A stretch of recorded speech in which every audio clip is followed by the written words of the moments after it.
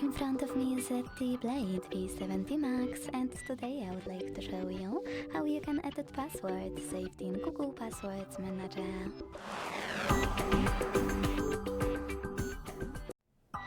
Begin by opening Settings and scrolling down to hit Passwords and Accounts. Then hit Open under Google.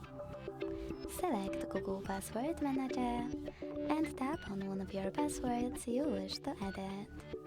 Enter your screen lock. Hit Edit button and change whatever you want to. When you finish, hit Save at the top right corner.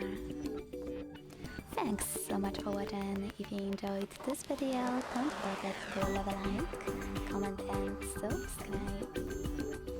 Bye!